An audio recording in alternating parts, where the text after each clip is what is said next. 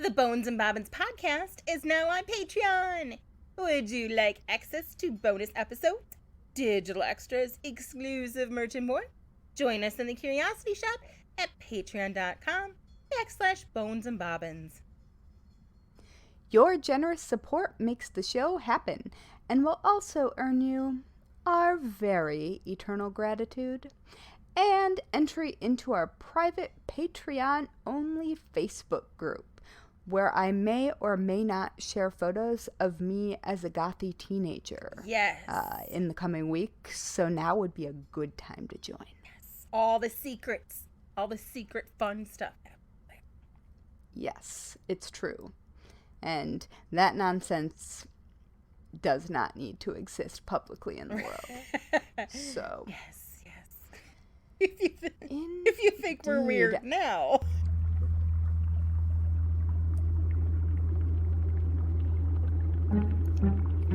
In a dusty old shop on a forgotten old street, you'll find two witches with books 3 boxes deep.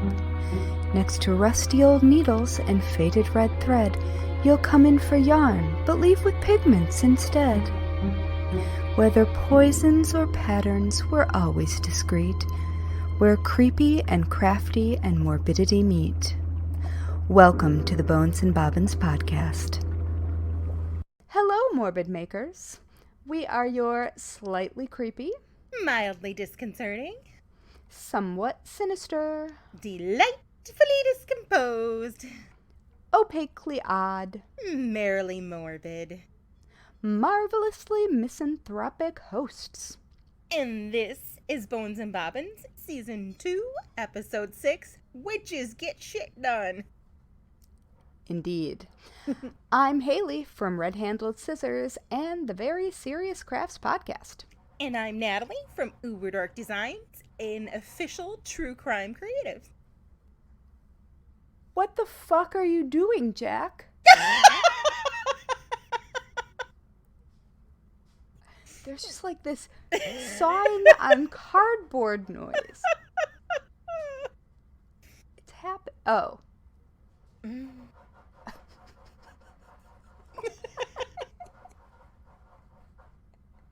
And welcome to the shit show. Oh, God. Yeah, I guess it's more than a potential shit show.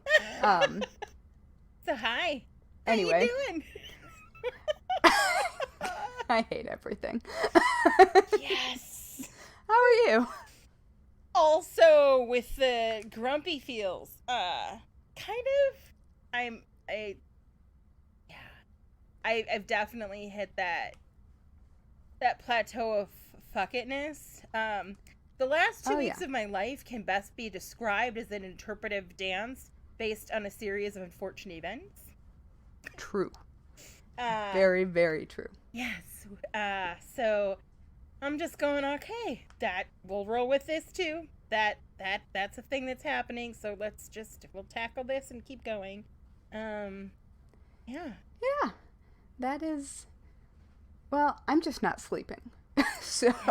Yeah, sleep is so important. It really is. I just got a bottle of melatonin in the mail that I ordered for the eldest one, who is not sleeping well, and the other 2 bottles of melatonin have disappeared. And when the oldest one isn't sleeping well, she'll just text me in the middle of the night, which ends up waking me up, and then I'm not sleeping well because my brain will not shut down, because it's like, oh, you're awake. Let us go through in great detail everything that's happened the last couple of weeks, and then let us try to think about the 50,000 ways our plan to correct and get through it is not gonna work. So yeah. Yeah, I had therapy today, and there was a great deal of me saying to my therapist, I know it's not based in reality, but... Brains are assholes. Oh my gosh. But I guess, well, you have actual activities that want doing at the moment. I just have a brain that refuses to cooperate with medication at the moment. I'm giving it the stink eye. Yeah. That's it. Just, you need to get right and let her have some sleep. I would like some sleep. You That would deserve be sleep. fine. Sleep is Yeah. important. I become a very, very cranky small creature. There is, Like a cranky hobbit. oh, but so much cuter. At least my feet aren't hairy. I have gone down several rabbit holes regarding the effects of sleep on the human body, and it is ridiculous how many things it's connected to and how, like, truly important it is, and we don't ever seem to... Go team human growth hormone and also neurological pathway connections. Yeah, I'm not doing that right now. Also, I just have hives. Ooh. For no reason. I get stress hives. And I get a stress hump. This is so sexy, I swear to God. I have them lining up. A stress hump? Yeah, it's like the spot where your neck, like, meets between your shoulders, like, right there. Yep. And I call it my stress hump. Because that is where I carry all of my stress, and it's like a giant friggin' knot when it gets that.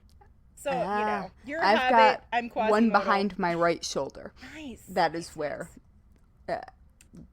that has been a problem, well, since about 30 years. It's been there about 30 years. And thanks, gymnastics. Oh my gosh. Yes. Well, these are definitely stress hives because I have not slept. Super fun. That is not super fun. Ugh. No, we should probably, I don't know, record this podcast. Sure. Before I stop making sense. Do you know what makes sense? What? Taking a moment to take a quick break to thank all of our fantastic Curiosity Shop members over on Patreon and give a totally normal, not at all creepy welcome to our newest member, Mark. And a welcome Hi, Mark. back, Cheryl. We missed you. Hello. Hello. Yes, you picked a great time to come back.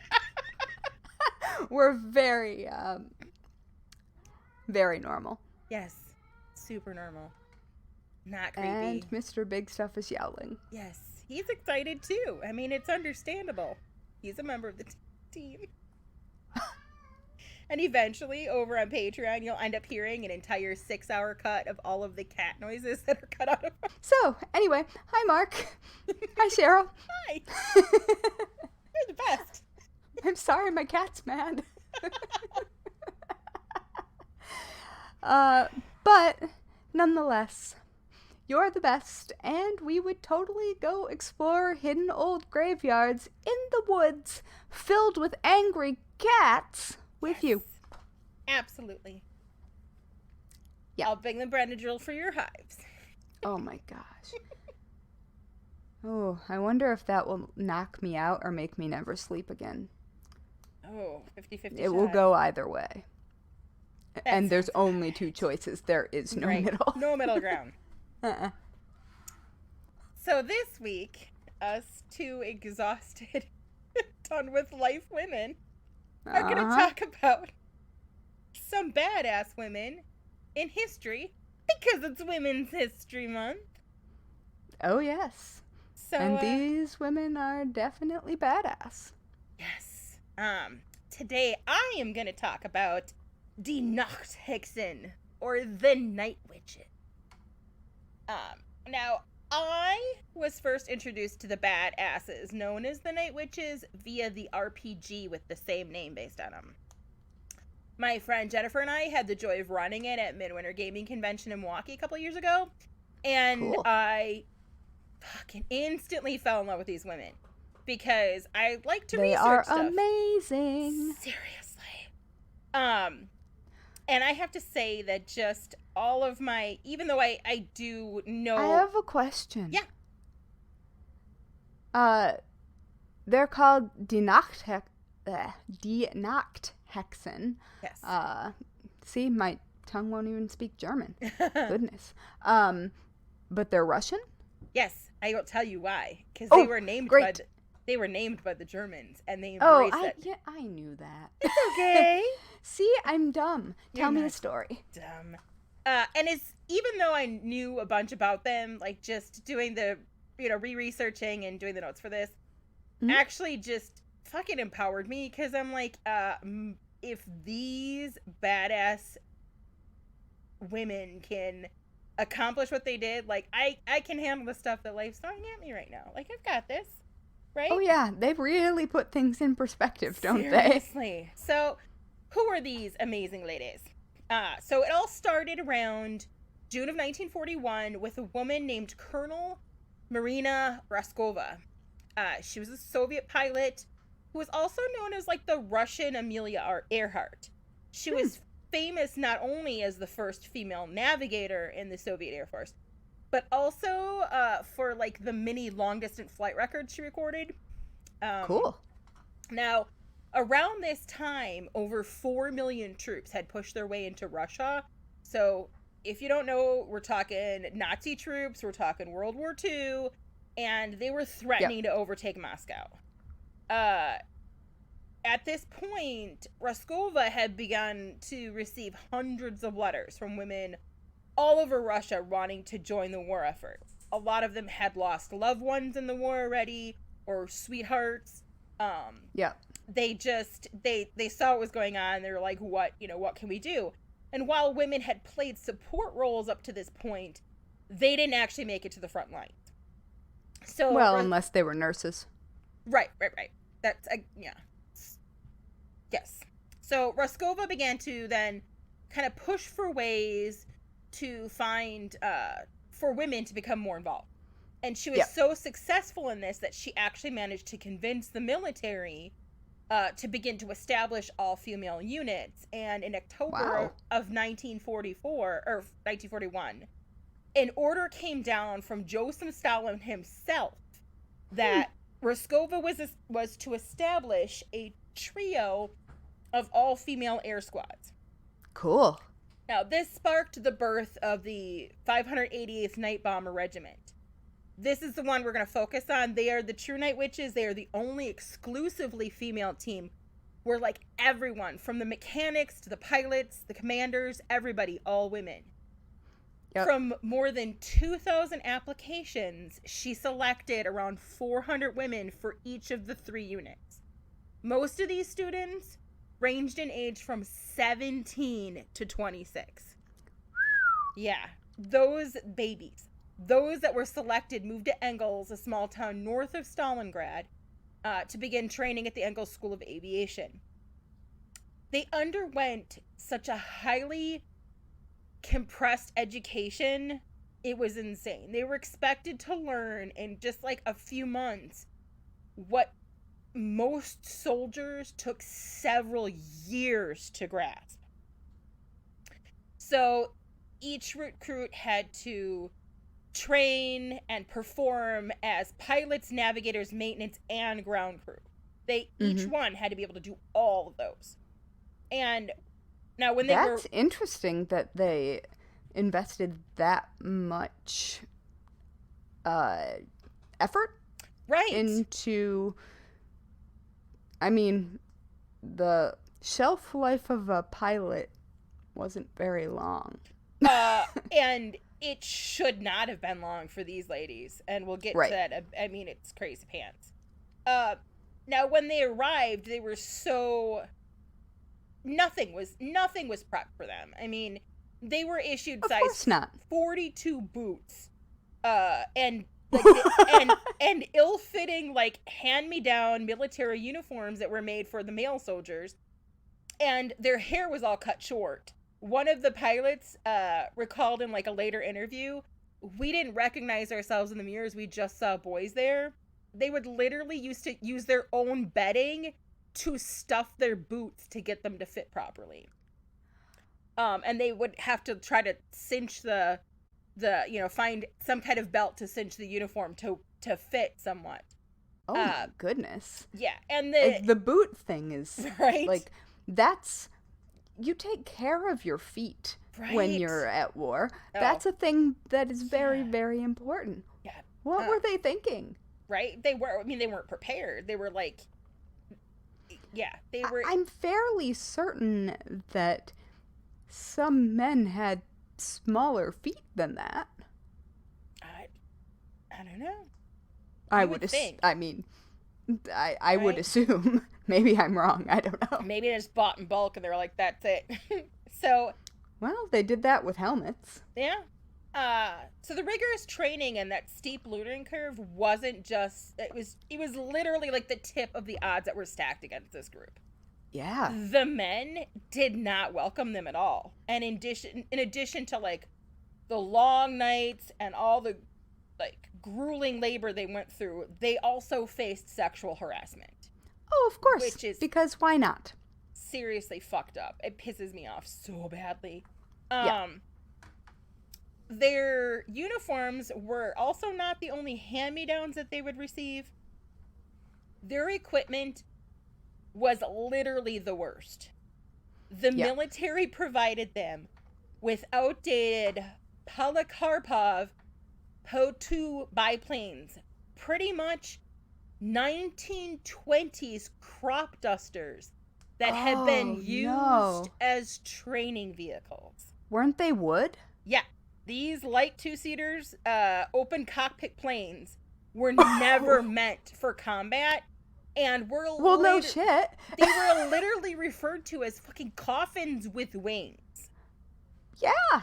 Not only were they made out of wood, they were made out of plywood with canvas pulled over it. The aircraft, virtually reassuring. No protection from the elements. Flying at night, pilots endured freezing temperatures, wind, and frostbite. And in the harsh Soviet winters, their planes became so cold, just touching them would rip off bare skin. The men... Nope. The men nicknamed the planes sewing machines because of the sounds the tiny engines made. I mean, to be fair, my 30s Singer Featherweight, that engine is pretty solid, even now. Which I am sure that it is, but is it flying a plane with bombs all in? I feel like there actually is some sort of weird history of those engines being used for not sewing purposes, but I can't remember what it is. No, I don't want to fly in anything. I don't want to fly in anything that's plywood. It gets better. Oh, yeah. Good. So the plane's limited weight capacity, combined with the military's limited funds, meant the pilots also lacked other luxury, please note the air quotes, items that their male counterparts enjoyed. You know, like parachutes, which were too heavy, radar, guns, and radios. Instead, they had to use rulers, stopwatches, flashlights, pencils, maps, and compasses. In an open cockpit. There was a small upside to the planes, though, that the ladies exploited to the full extent. Mm-hmm. Their maximum speed was slower than the stall speed of the Nazi planes, which meant that, ironically, these wood planes could maneuver faster than their enemy, making them pretty hard to target. And they could easily take off and land. They were probably quieter, too. From, like, any location. Yeah. The downside, pretty much none of the planes actually carried defense ammunition. So if they came under attack, the pilots had to duck by sending their planes into dives. And if they took a hit by a tracer bullets carried a pyrotechnic charge. Yeah. So their little wooden planes would burst into fucking flames. Oh, good. Yeah. I feel great about this. Right? Sign me up. Starting with an initial bombing run on June 8th, 1942, the all-female squadron would harass Nazi forces with overnight bombing runs all the way until the end of the war. I love them. Right? At the peak of the regiment's strength, it had as many as 42-person crews flying multiple bombing runs as soon as the sky darkened, taking part as many as 18 runs in one single fucking night. I wonder how many bombs they could actually carry since 6. they couldn't... 6. Yep. The planes instead of parachutes. 6 bombs at a time. So as soon as one run was complete... Wait, were they throwing them out by hand? Probably. No, they could actually... They were... Yeah, they have like a ripcord? Yeah. So they carried 6 at a time. So as soon as one run was complete, the pilots would go back and be rearmed and sent back out for another run. Oh, yeah. Now, great. Again, because of the restrictions with their planes, they needed to make their bombing runs at night underneath the cover of dark. Right. So 3 planes would leave simultaneously, with 2 of the airplanes drawing searchlights and gunfire, and then the 3rd sticking to the darkness to drop the bombs. Now, in order to remain hidden, the pilots would also kill their engines when they got near their target, glide over it, and then deploy their payload.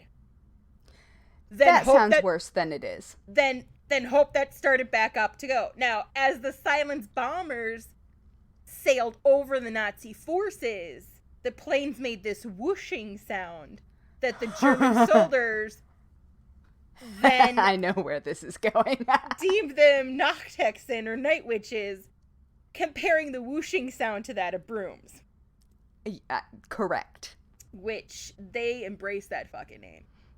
So the pilots of the 588th quickly took the name on with, like, great pride. Yeah. Rumors began... That's a great name. Right? Rumors began spreading among the Germans that the Soviets were giving the women pills and treatments that gave them the night vision of a cat. Ooh. Yes. That's exciting. Right?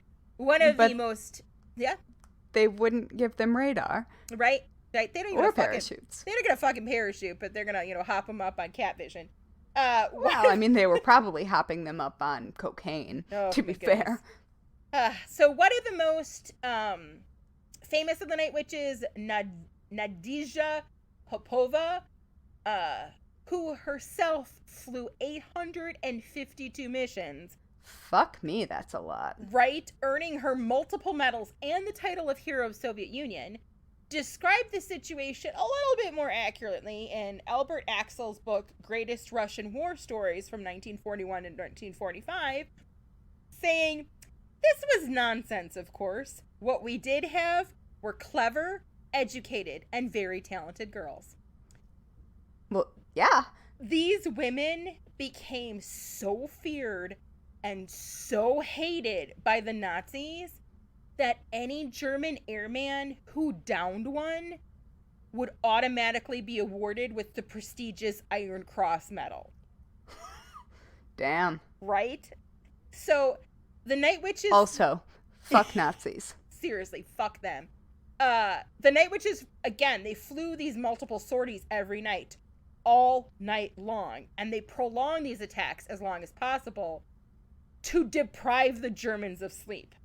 So not only are they doing this... Speaking of being sleep right? deprived. So not only are they just trying to fuck shit up, their incessant attacks literally turn the Germans into, like, virtual zombies. Because there was no rest. During the day you had the men fighting. During the night you had the night witches. Marina... That is delightful. Right?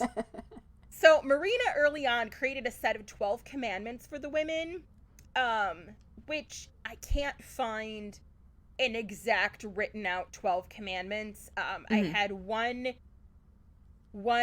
historical archive discussion. A person hypothesized that they were classified still. That might be, or they're just in Russian. Right. So some of them were predominantly used for strategy during combat, but others were meant to empower them. The first commandment was, "Be proud you are a woman." She never wanted any of them to apologize for being women or to take pity on themselves for the treatment they were going to receive. Killing Nazis, fucking up the Germans, that was their job. But in their own downtime, they still did needlework, patchwork, they decorated their planes, they dances, and they even put the pencils that they used for navigation into double duty, and they used it as eyeliner. So, right? Like, seriously. Graphite, I hope. Lead hope is probably the answer, though. But I still could not love these women fucking more. Oh my goodness. They probably also had to mend the damn male soldiers' clothes. Oh, probably. Like, they dealt with a ton of bullshit that I just refused to even... Yeah. I was not in the mental state. I would just get all ragey, and I want to focus on, like, all the good shit that they fucking did. So by the end of the war, the night witches flew approximately 23,672 combat sorties. Wow. Collectively, they logged 28,676 flight hours. They dropped over 3,000 tons of bombs and over 26,000 incendiary shells. They damaged or destroyed 17 river crossings, 9 railways, 2 railway stations, 26 warehouses, 12 fuel depots, 176 armored cars, 86 prepared firing positions, and 11 searchlights. Plus, they also made 155 supply drops of food and ammunition to Soviet forces. Wow, that's... I wonder, and maybe you know, what the comparable male bomber statistics are? That is a really good question, and I do not know that. I mean, it's entirely possible that they didn't keep track. It is, especially once they saw these women. They were like, "No, we're not going to compare." I hope they were at least impressed. I would hope so. Even more impressive. Now, remember how many women and how much they did. Right. The 588th only lost 30 pilots during the fighting. How? I don't know. It's miraculous. And these women were full-on fucking soldiers. The only thing they had was a pistol. If their plane went down, that last bullet in the chamber was their own. Okay. So they were not to be captured. I have done a lot of digging to try to find... It's probably better that they weren't captured by a bunch of angry men? Oh, yeah, absolutely. Oh, gosh. So, and I wish I could find the 30 pilots that were lost. I did find there was 2 articles that said 32. I did find a couple interesting stories about 2 pilots that were decommissioned from flying and arrested because they were caught taking parachutes and making silk underwear from them. Which is hilarious since they couldn't have parachutes. Right. I really hope somebody opened that parachute and just had like a panties cut out. So they weren't completely, tossed out. They were just grounded, pretty much. There were 23 pilots, including Popova, that were awarded the title of the Hero of the Soviet Union. Roskova, the mother of the movement, died sadly on January 4th, 1943. She, I believe, is one of the 30. She was finally sent to the front line, but her plane never made it there. She was given the very first state funeral of World War II, and her ashes were buried in the Kremlin. Yep. So they got her body. Yes. That is, like, recovering her body seems like a pretty big deal given how they were treating women. Right, recovering it and then giving her the first state funeral and then also burying her ashes in the Kremlin. Yeah. I mean, that's so they did get it. Seriously. They did know. And they had, you look at the statistics, all of those things would not have occurred if it weren't for her. No. I mean, Wow. the impact that the Night Witches had on World War II is amazing, and it's And they ridiculous. were flying flammable planes Seriously. without any kind of navigation gear or instrumentation. It's like a step up from the shit they have you make in the Boy Scouts. I mean, come on. So I made a hovercraft out of plywood once. nice. Plywood and tarps and a leaf blower. That's amazing. So their last flight took place on May the 4th of 1945, when the Night Witches flew within 60 kilometers, which is approximately 37 miles to us ignorant Americans, of Berlin. Oh. 3 days later, Germany officially surrendered. Despite being the most highly decorated unit in the Soviet Air Force during the war, the Night Witches Regiment was disbanded 6 months after the end of World War II. And, couldn't have the ladies showing up the boys. Right? And when it came time to the big Victory Day parade in Moscow, they weren't included because their planes were too slow. Just...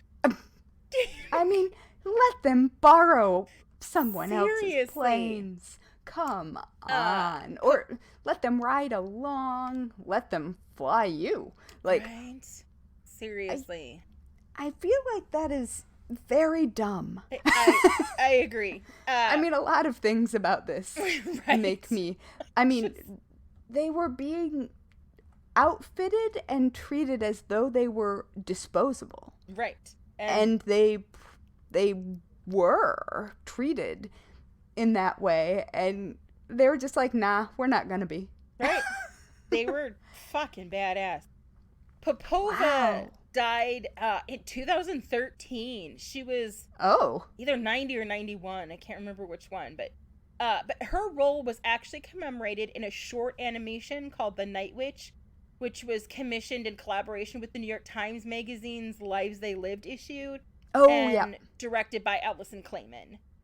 Cool. And I'm going to see if I can hunt a clip of that down. I did include a short animated movie that I thought was decently done. I think it's like 7 or 8 minutes about the Night Witches. And if you are in any way, shape, or form a gamer or would ever like want to play an RPG, getting the chance to play as these women is pretty damn amazing. And cool. If interested, I would actually, if our Patreon members are interested, I'd actually run an online version with them, because it's just, I fucking love these women. I love them so much. I love how badass they were, how proud of being women they were, how they literally,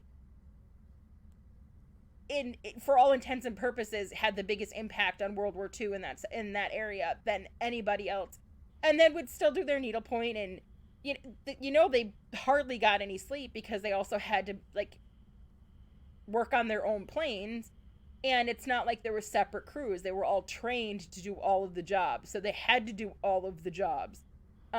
So I mean, at least they were trained to do all of the jobs, so maybe some people got to sleep well, some people worked. I'm fairly certain that they managed to tag team and work together. And that's another thing too, is just getting all those women to work together. They were out all night. Yeah, all freaking night. Like, somebody send the men in to fix those planes. Well, because clearly these ladies need their sleep. The mere fact that they could make up to 18 runs in one single night and not get shot down or like every single night.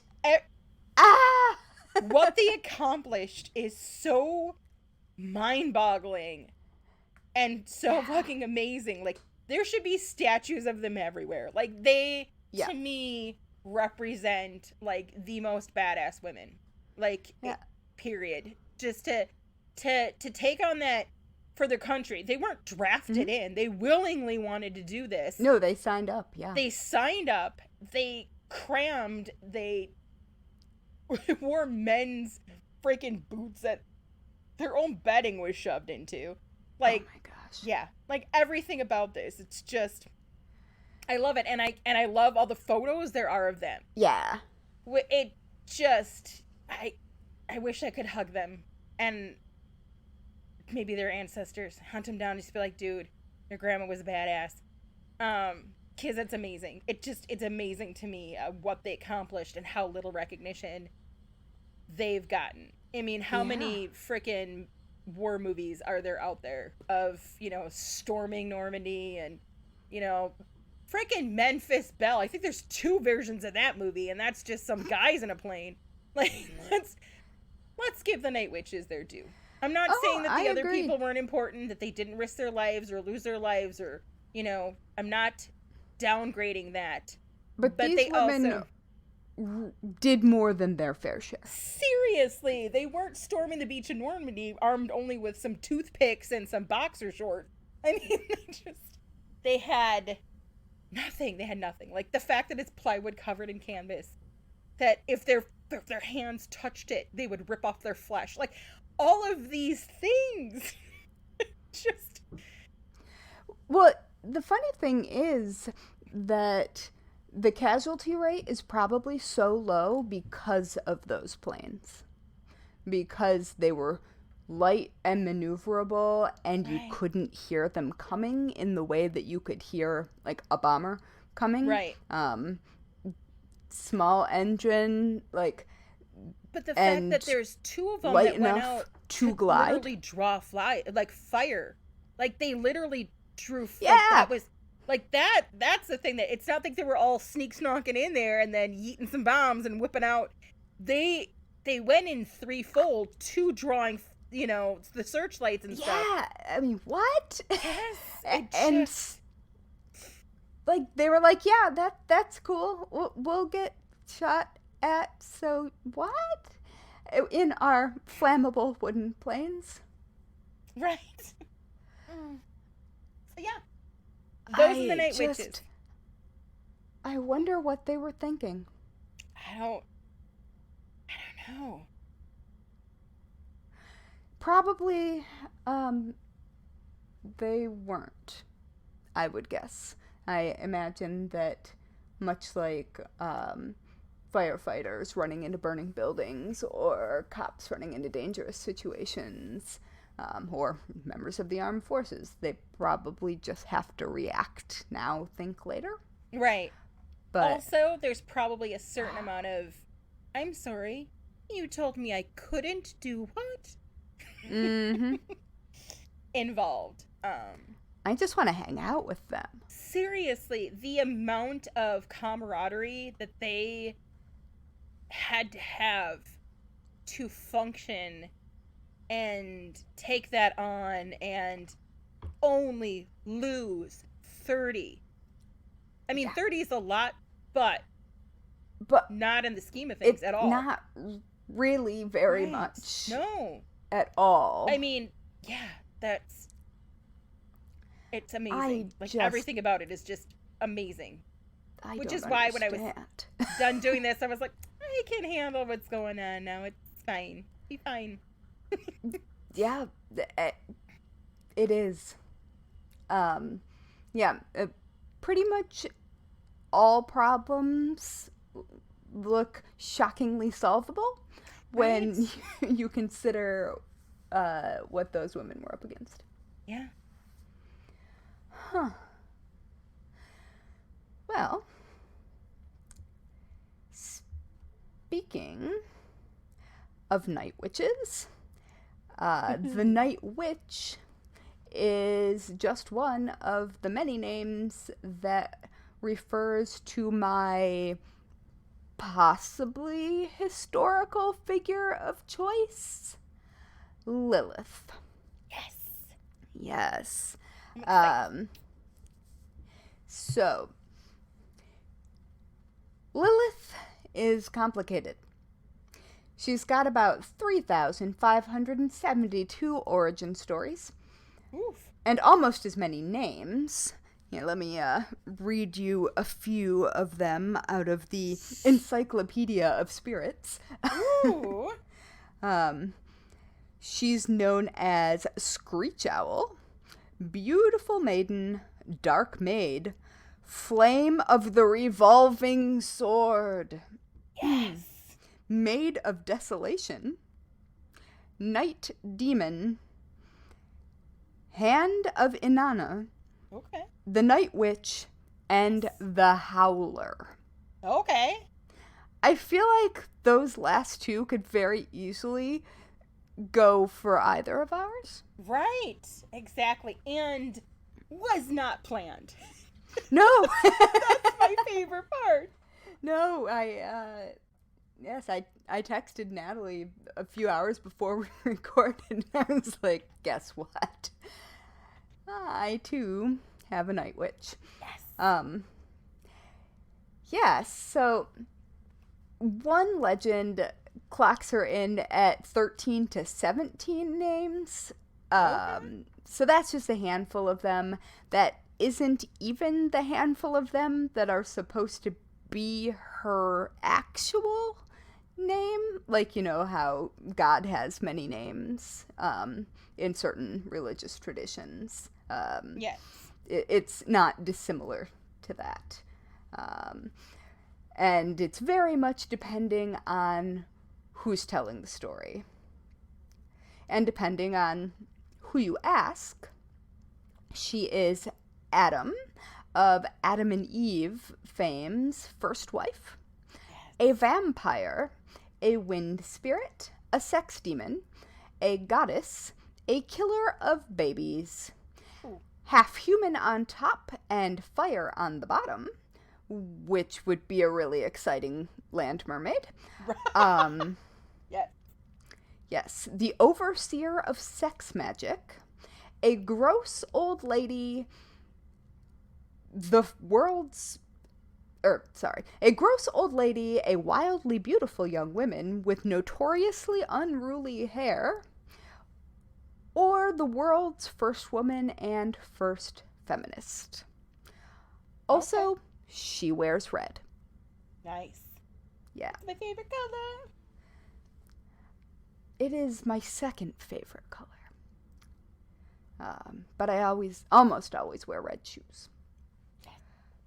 Yeah. So, the question about Lilith is, is she a legend? Is she a myth? Is she a historical figure? Like, what's going on there? And the answer to that question also depends greatly on your belief system or religious background or lack thereof. She's often spoken of as a biblical figure, yet she's only specifically mentioned once in the Bible, Isaiah 34:14. But the description in the verse has been translated in multiple ways. And one of those translations, instead of Lilith, literally says screech owl. So that's fun. Alright, so I'm going to read you the passage that actually includes her by name in Isaiah. And it's kind of long, but it's also extremely dramatic and therefore worth it because God is pissed. Yes. So, Isaiah 34 is called Judgment on the Nations. And you will have to forgive me. I am very rusty on my Bible reading cadence because it has been a while since I've recited verses aloud. But I used to be very good at it. So let's give it a go. All right, Isaiah 34. Draw near, O nations, to hear. O peoples, give heed. Let the earth hear, and all that fills it, the world and all that comes from it. For the Lord is enraged against all the nations, and furious against all their hordes. He has doomed them, has given them over for slaughter. Their slain shall be cast out, and the stench of their corpses shall rise. The mountains shall flow with their blood. All the host of heaven shall rot away, and the skies roll up like a scroll. All their host shall wither, like a knife withering on a vine, or like a leaf, not a knife. Wrong tool. Like a leaf withering on a vine, or fruit withering on a fig tree. When my sword has drunk its fill in the heavens, lo, it will descend upon Edom, upon the people I have doomed to judgment. The Lord has a sword. It is sated with blood. It is gorged with fat, with the blood of lambs and goats, with the fat of the kidneys of rams. For the Lord has a sacrifice in Bozrah, a great slaughter in the land of Edom. Wild oxen shall fall with them, and young steers with the mighty bulls. Their land shall be soaked with blood, and their soil made rich with fat. For the Lord has a day of vengeance, a year of vindication by Zion's cause, and the streams of Edom shall be turned into pitch, and her soil into sulfur. Her land shall become burning pitch. Night and day it shall not be quenched. Its smoke shall go up forever. From generation to generation it shall lie waste. No one shall pass through it forever and ever, but the hawk and the hedgehog shall possess it. The owl and the raven shall live in it. He shall stretch the line of confusion over it, and the plummet of chaos over its nobles. They shall name it No Kingdom There, and all its princes shall be nothing. Thorns shall grow over its strongholds, nettles and thistles in its fortresses. It shall be the haunt of jackals, an abode for ostriches. Wildcats shall meet with hyenas. Goat demons shall call to each other. There, too, Lilith shall repose and find a place to rest. Damn! That's a hell of a Saturday night. Also, I love that hedgehogs are in the Bible. What? Yeah. And, I mean, there are 3 more verses that I could finish up on with even more creatures. So, hold on. There the owl shall nest, and lay a hatch and brood in its shadow. There, too, the buzzards shall gather, each one with its mate. Okay. Seek and read from the book of the Lord. Not one of these shall be missing. None shall be without its mate. For the mouth of the Lord has commanded, and his spirit has gathered them. He has cast the lot for them. His hand has portioned it out to them with the line.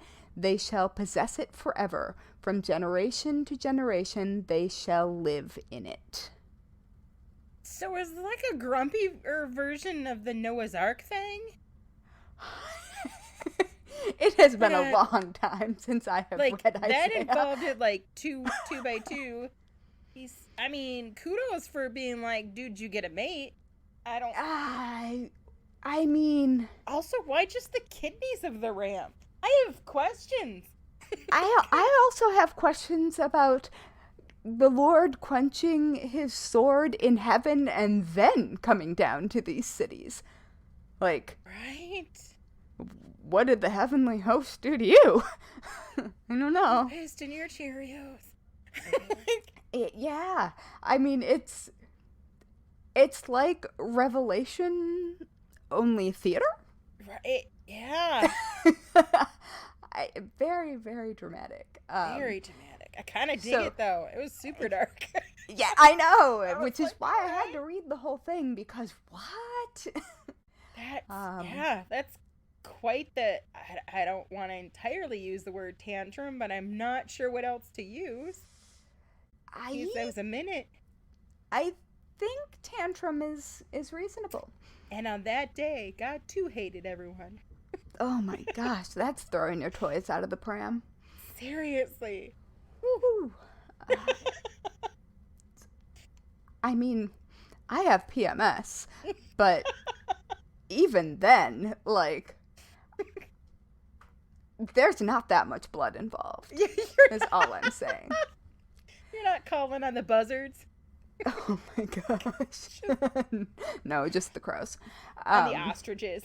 Ostriches. Hedgehogs. That was my favorite. I was like, what? Like, which one of these things is not like the other? They're just so picture those cute little hedgehog on its back, just chilling. Yes. Although hedgehogs, I think, masturbate a lot. I think that's an issue if you have a pet hedgehog. Get it. Yep. Just for the record. I think it's a problem with boy hedgehogs specifically. Why do I know that? Anyway, let's get back to Lilith. And that's this week on animal masturbation. Well, there will be more. We're getting there. All right. So, I'm serious. Oh boy. So an argument could also be made that she was referred to in the book of Genesis, which, if you don't happen to have grown up in a really enthusiastic evangelical church like I did, is where the origin story of man, like the Garden of Eden and stuff, comes from. But more about that in a second. Back to the question of her existence. She's mentioned in the Bible. And we know that there are some very real historical figures also mentioned there. Mm-hmm. Like rulers that we know existed. Pharaohs that we know existed. But there are also zombies. Yes. In the Bible. So it may be a somewhat unreliable narrator. I once got kicked out of CCD class because I asked if it was supposed to be literal or metaphorical when Moses parted the Red Sea, and I guess you none shall pass. I can only think of Gandalf. Seriously, I was like, so, I mean, does this really happen, or are we just talking, like, metaphorically? Because, I mean, that, you know. I'm fairly certain it was a tidal wave or a tsunami. I just know you're not supposed to ask. No, I have asked a lot of questions you're not supposed to ask. I may or may not have caused at least one youth pastor to, I'm not sure that I'm the reason that he left. But I'm also not sure. I got kicked out for asking. My first legendary kick out, I was 7, and I asked if Adam and Eve had belly buttons. Because... That's a very good question. In my head, I'm like, that's how we ate when we were mommy's tummy, and if they were made out of... She was made out of a rib, like, she didn't need a belly button. So did they have the belly buttons? I don't know. I asked all kinds of weird questions that I thought were perfectly normal, but apparently not. Huh. Yeah. That is... I don't have an answer for that. And... yeah.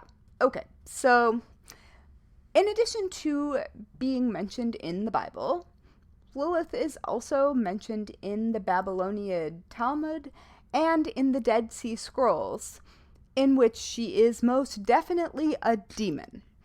Okay. So, all right. Now we're going to go back to Genesis and how she may or may not be in the Bible the second time. I think she is, but nobody asked me. So according to Jewish legend, Lilith was the first woman and first wife of Adam. And honestly, this is my favorite version of the Lilith story, which proceeds as follows. So enter Genesis 1:27. So we're at the very beginning. Wow. All of a sudden, in my head, I just got Genesis, Exodus, Leviticus, Numbers, Deuteronomy. Oh my goodness. I don't know. First and Second Thessalonians. Why? I'm done. I know that there are other people out there chanting right along with me, though. Egyptians, Ephesians, Philippians, Colossians. Why? Okay. Anyway, I'm done with reciting books of the Bible for a moment. So, Genesis 1:27 reads, "So God created humankind in his image. In the image of God he created them, male and female he created them." So, he created them. Both male and female, in his image.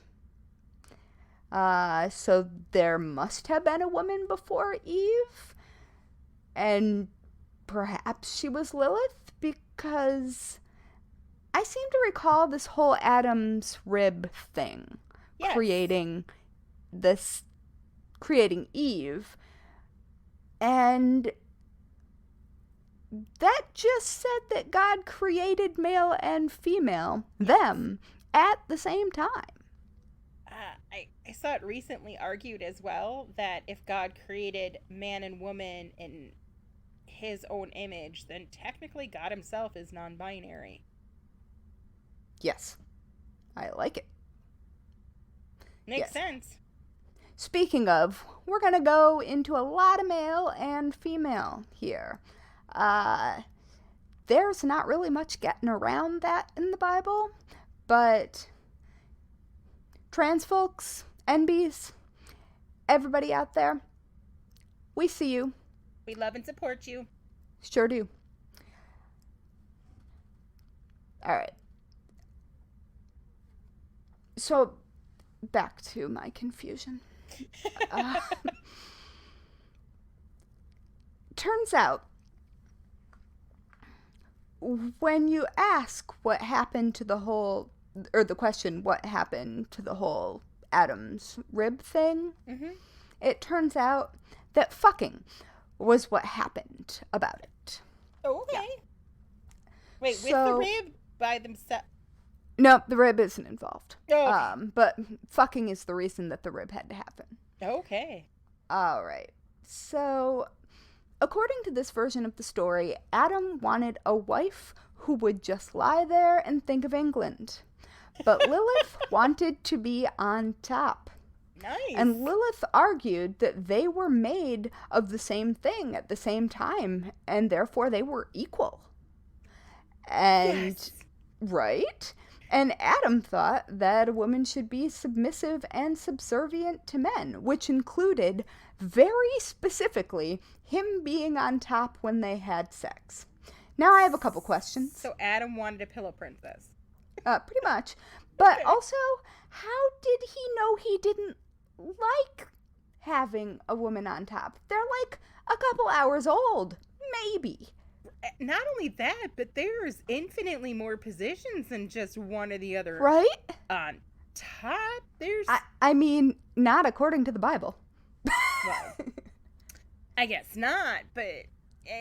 I mean, also, way to get to the sex and, like, right off the bat, I guess. Yeah. So, Lilith wasn't having that bullshit. So she yelled the secret name of God, which, amazingly, is called the Tetragrammaton. Yes. That's a good word. Yeah, which refers to the 4 Hebrew letters that make up the name of God that people aren't allowed to say. Okay. It's a thing. So Lilith was real pissed, and she was like, God! Yeah. So, Okay. she yelled the secret name of God and literally flew into the air and noped right on out of there. Which, I guess, invented divorce? So, maybe don't tell the Catholic Church. Just saying. And now, with Lilith out of the way, or not out of the way in some stories, Eve could enter the scene and apparently be no fun in bed. Lilith, on the other hand, swoops on over to the Red Sea, where she takes up killing babies and pregnant women. Okay, that's not fun. No. In some stories, some angels try to bring her back to Adam, and she's like, haha, fuck you. I would have gotten down if she came back for Eve. That would have been a good storyline. That is exactly where I'm going. Oh, yes! Yeah. So there are also some versions of this story where she's the snake in the garden. Ooh, yes. Yeah. And, or that she convinces Eve to eat the apple, or that she entices Eve in some way to not take Adam's bullshit. Nice. So, yeah. And those stories, to be clear,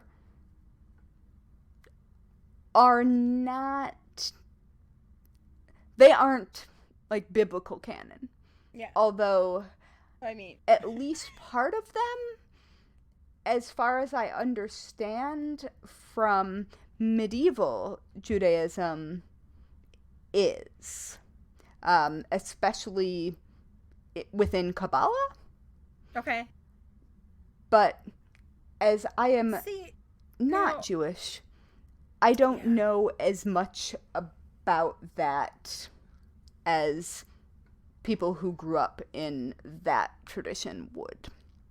And as far as I know, with my knowledge of the various degrees of the Jewish faith, when it comes to the Old Testament, I would trust them more on it than a Christian-based one, because that's their jam.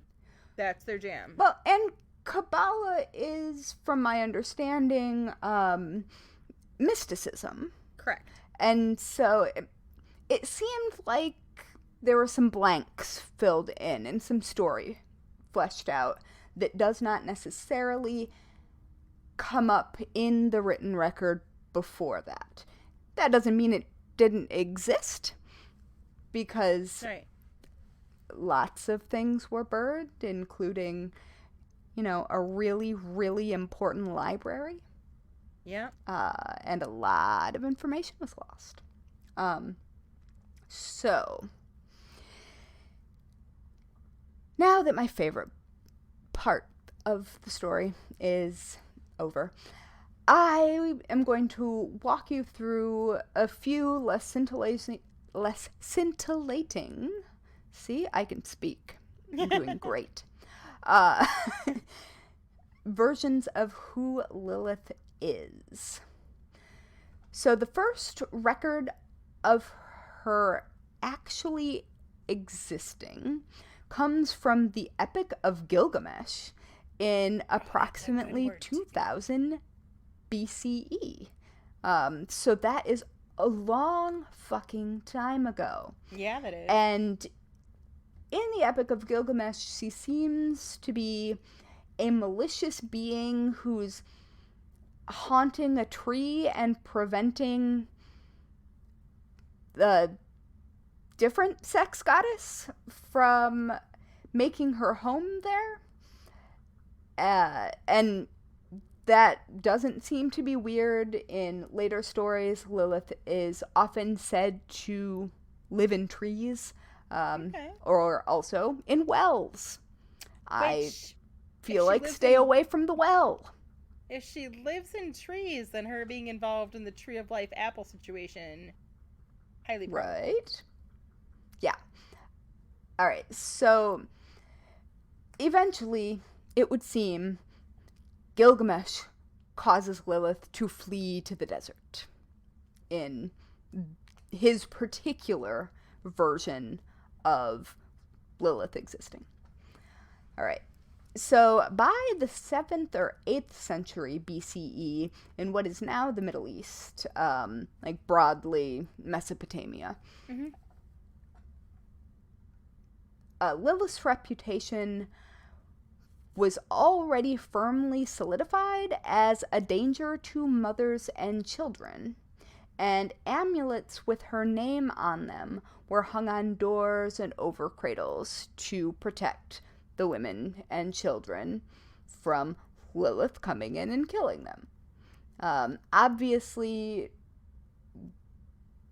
at the time, infant mortality rates weren't understood. Right. Childbed fever certainly wasn't understood. I mean, I'm sure that people understood that it,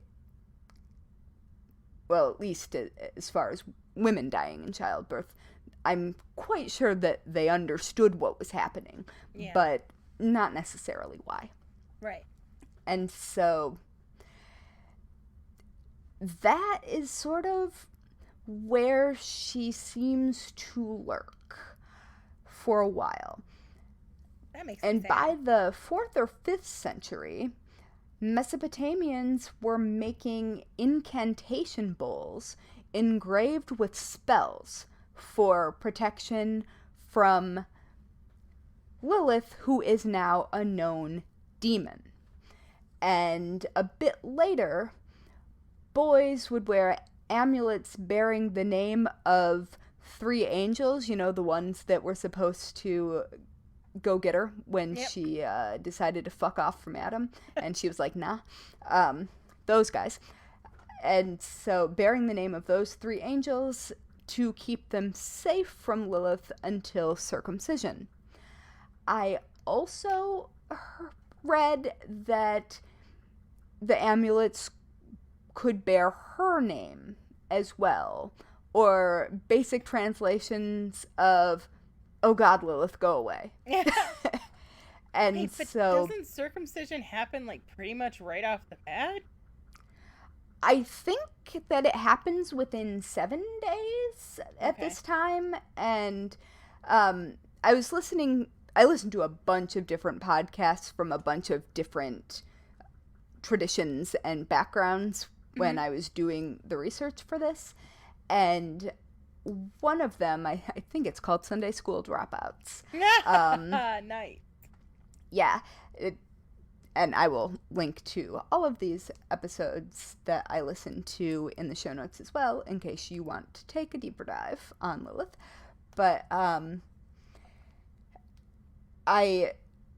from what I understand, it is 7 days for boys and 21 days for girls. Oof. That they would need that protection. Oh. Or maybe it's the other way around. I can't remember. But because I think you're right, I think that boys get circumcised within that first week at that time. That they are probably the earlier ones. Yeah. So Lilith keeps herself very busy with the babies and the pregnant women, eventually wandering into the realms of tempting innocent men into sexy things. Ooh. Because you gotta branch out. Yeah. Yeah. And then, for their part, just as a side note, Greeks and Romans seemed to think she was a vampire. Oh, okay. Like you do. And that is actually in vampiric lore in many places. Sometimes she's the mother of demons. Sometimes she is the first vampire. There are lots of things. She's sort of a catch-all. She's very, very diversified in her portfolio. She also seems to be living for quite a long time, so I can see how that would be. Well, at this point, she's not corporeal. Okay. She has not been corporeal. Well, I guess, in the Epic of Gilgamesh, she was a spirit. Yeah. Already. And That's at right. the point where she takes up killing babies and pregnant women over by the Red Sea, Yeah, that's I my think favorite phase she of is a hers. supernatural being Okay. at that point. I think the whole screaming God's secret name and flying off was what did it. Yeah. Yeah. I don't know. So now, guess what? It's the Middle Ages. And now she's also a sex demon. Because fun. Specifically, she is said to be a succubus who causes nocturnal emissions from innocent sleeping men. Oh, And so innocent.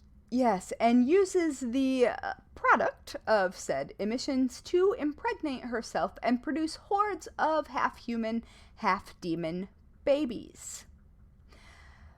Okay. Which would be funny, except it's not, because demon rape isn't cool, because no rape is ever okay. But also, it's pretty funny the lengths that men will go to explain wet dreams, and also blame them on women. Seriously. Just saying. And weirdly enough, in the Lilith can basically take on any form. Sometimes she is married to another fallen, or she is married to a fallen angel and produces demon babies, like thousands of them. And because she left Adam, 100 of her demon babies die every day. Dude, what's that gestation period like then? Right? Short. And so that is a thing. In some parts of her mythology, she's barren, and that is why she is so interested in killing mothers and babies, because she's jealous. But what seems by the Middle Ages to be the prevailing understanding of Lilith is that she is a sex demon impregnating herself. Okay. And it gets kind of a bit complicated because she's seductive and wildly attractive. And so it's one of those good men try to resist her things. Okay. But also some myths have her just sneaking up in the middle of the night in your dreams. So, I don't know. Don't rape people. Yeah, seriously. Yeah. However, if you're into temptresses and you happen to be trying to seduce this particular sex demon, you should probably know that she also likes black cats, rides on dragons, and walks under the waning moonlight. Also, sometimes she's a dragon. I like all of those things. Yeah, me too. So let's go on a date with Lilith. Absolutely. All right. So there are just so many more variations from various cultures. There's a really, really good article from a website called Biblical Archaeology, and they do just an excellent job of really hitting the high points timeline-wise of Lilith and her appearing within either cultural elements like amulets or bowls and the written word. And so that's super interesting if you want to have sort of a more academic look at what's going on. But I'm going to move on a little bit from history and go to witches.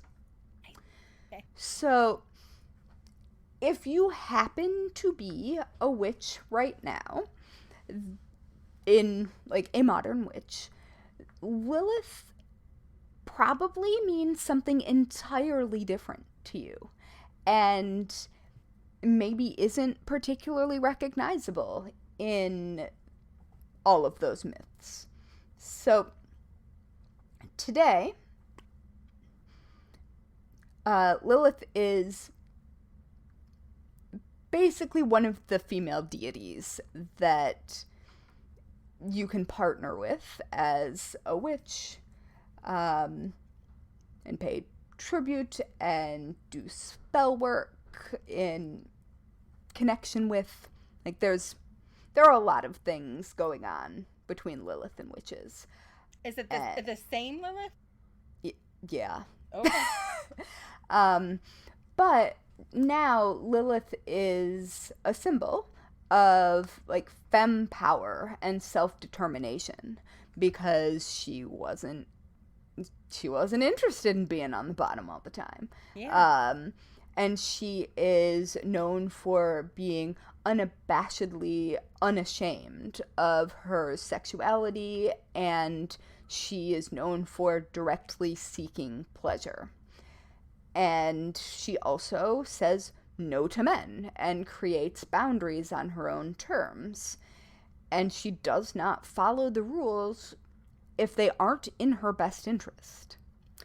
And so it makes complete sense to me that she is someone with whom modern day witches connect.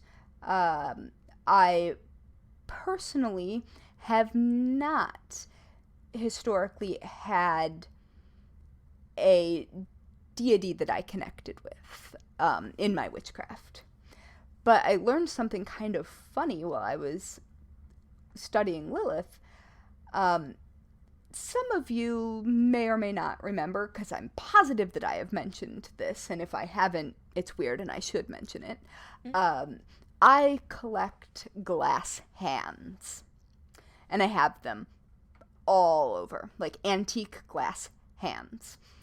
And one of the altar symbols, if you are dedicating an altar to Lilith, is hands.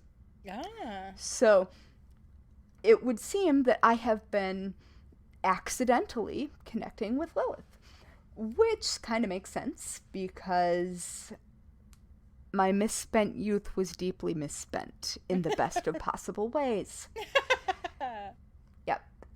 And so there are obviously a lot more personal variations within witchcraft and within specifically Wicca and also pagan traditions.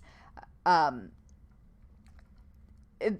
are, I think, as many versions of all of those connections as there are origin myths of her. Mm-hmm. So I will not try to cover everything, because I'm just gonna drop the ball and somebody's gonna email me. But I do actually welcome emails on that if you connect specifically with Lilith. I would love to hear about that if you'd like to share. Yeah, absolutely. So does she have a demise story then, or is she still... Oh, no, she's kicking. Yep. Okay. Well, I mean... So I don't it depends on, I guess, she may or may not be in hell creating demon babies. See, and I think I have an issue with the whole baby killing and baby mama killing. Like, that makes me sad, but I also can see how that would be a fucking patriarchal tool to keep women in check. Well, the interesting thing, I think, is that if you put up those amulets, or if you were wearing them, or if you put up plaques or had the bowls, you were protected from her. She wasn't going to mess with you. So that I am assuming that it was women who were making and acquiring these items. Right. So, like, she's not going to go after you if you specifically ask her not to. Right. Which is interesting. Respect. Like, and she does. Mm-hmm. She does not seem... I didn't find any stories in which she didn't follow her own rules. But she made those rules. Right. She said, I mean, she wants attention. Right. Which makes sense because she is filled with sexuality and pleasure seeking. And at the time, that was not seen as a positive quality for women. Right. It is, in my opinion, now. I don't necessarily want to hang out with anyone who doesn't think that is a perfectly acceptable way to be. But she provided ways for women to get around her interference. And as far as I know, she could still sneak into the dreams of men even if they had, like, the incantation bowls or whatever set up.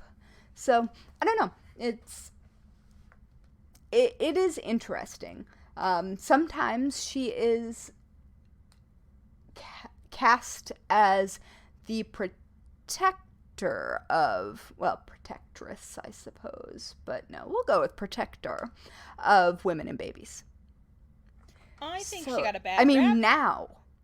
now, she is currently seen as, like, the protector of sex workers, and, like, the embodiment of femininity and fertility.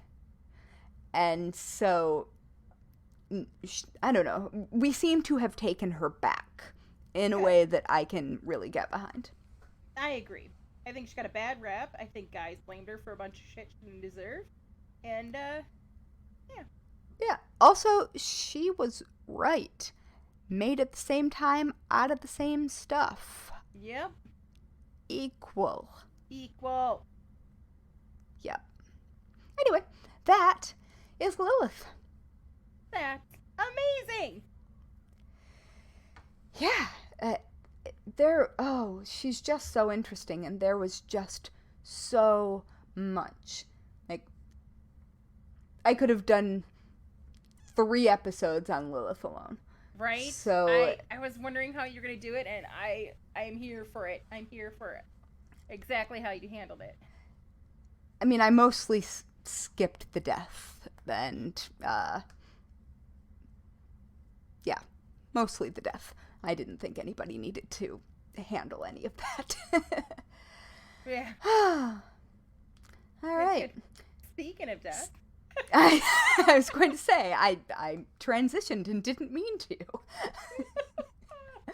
All right. That brings us to the weekly worst way to die. Da-da-da. All right. So, how would you not like to die this week? I would not like to die from accidentally ripping my flesh off while just trying to That's my, that just, that hurts to think about. It makes my tongue numb. Oh no! I would personally not like to die from any form of Lilith when she's angry. Yes. Yeah. I do not want to piss her off. Yep, I do not. I think we'd all be besties.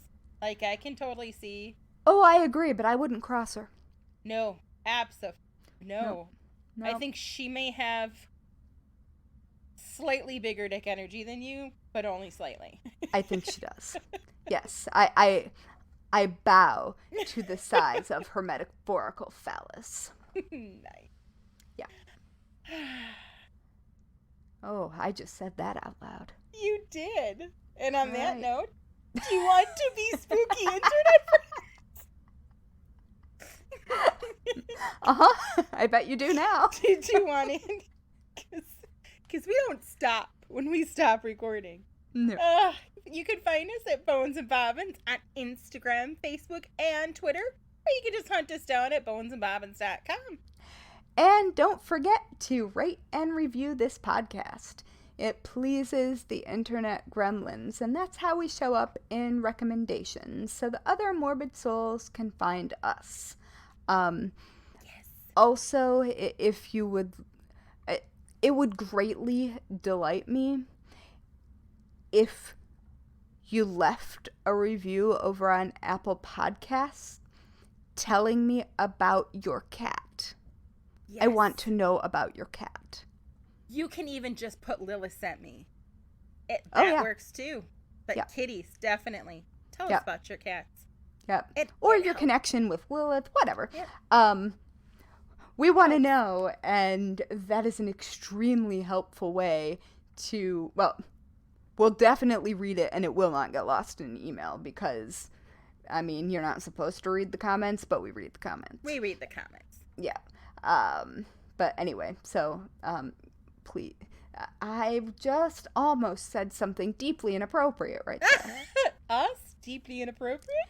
Never. This, and it's a word I don't even use. Wow. What in the Lilith? Right? Anyway, On that note, yes. we're gonna leave you with some advice that you should never, ever forget. No. Don't fuck with Lilith. Lock your doors. And don't run with scissors. Or with Lilith on a bad day. Yeah. I also think you should not fly planes made out of plywood. Right. If you have the option not to.